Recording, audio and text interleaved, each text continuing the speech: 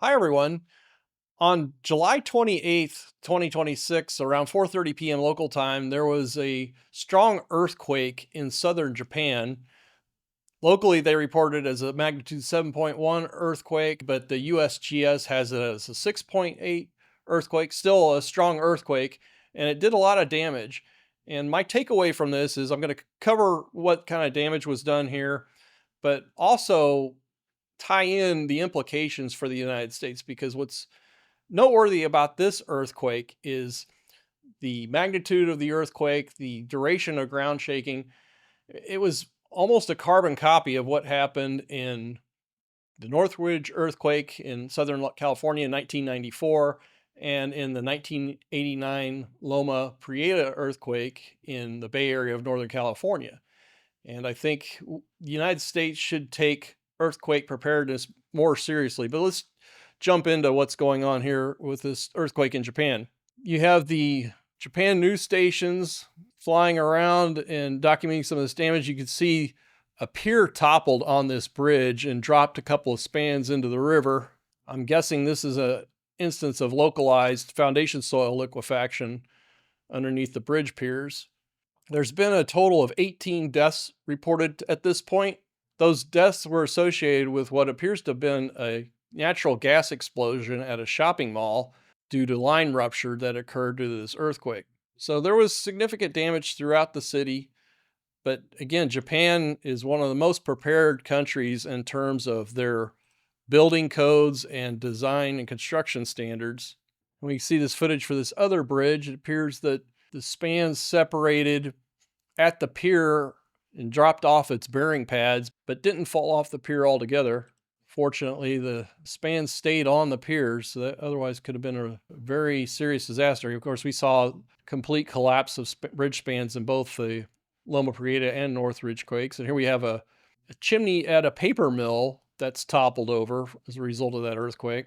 This is footage from that shopping mall. Appears to have been just a major explosion, but with no fire. But a number of people were trapped inside the mall, and the 18 fatalities that have been reported to date have apparently come from this location. So this is the location of the earthquake in southern Japan near Kumamoto Prefecture. A lot of great information about this event on the USGS website. I have a link to this website in the description. Again, they show it as a magnitude 6.8 quake at a depth of around 11 kilometers, so a little over a 6-mile depth. The duration of shaking was reported to be 16 seconds, which again is similar to the duration of shaking for both the Northridge and Loma Prieta earthquakes. This is what they call the "Did you feel it" map. The red color is the most intense ground shaking. Japan has a scale that goes up to 4 to express the level of ground shaking, and level 4 is what they characterize this event as, such that you wouldn't be able to walk during that event. Now, in terms of classifications, as I mentioned, it's a strong earthquake.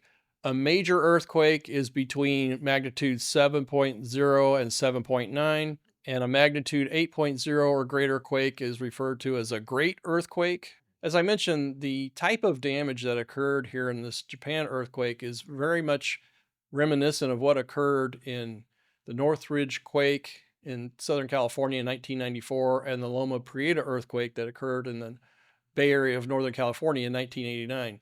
These are photos from the Loma Prieta quake. You can see the collapse of the multi-level Nimitz freeway, separation of bridge decks, collapse of bridge decks, liquefaction that occurred in the Marina district of San Francisco that caused localized building collapse. This is a photo from the Northridge quake, shows collapse of a parking garage, freeway collapse. This is a hospital that collapsed, another freeway. The USGS has estimated that there's likely to be several thousand fatalities in either Northern California or Southern California from a major earthquake that, by all accounts, is overdue. The last major earthquake that occurred was a magnitude 7.9 earthquake in San Francisco in 1906. It killed thousands of people. Most of those deaths were the result of ensuing fires from gas leaks from ruptured lines that occurred. So the standout thing about this earthquake in Japan is, as well prepared as they are for earthquakes, there's still widespread damage. There's unexpected type damage. I think most of those have to do with localized effects, perhaps inadequate site characterization or older structures that hadn't been retrofitted. And of course, I think the United States is far behind Japan when it comes to earthquake preparedness, earthquake response, as well as implementation of updated building codes. Of course, there are very stringent building codes in California right now. I don't know to what extent older buildings have been fully retrofitted.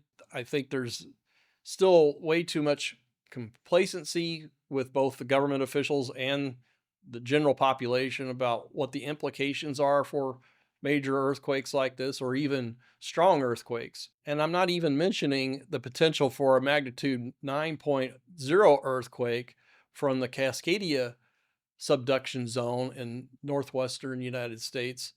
That's the biggest potential earthquake hazard that exists in the United States at this time. So I'll continue to follow the story, see if there's any additional developments. With that, I want to thank those of you who've contributed to buy me a coffee. That's one of the better ways to support this channel. I also want to thank the channel members and those of you who have contributed to Super Thanks. So stay tuned, everyone.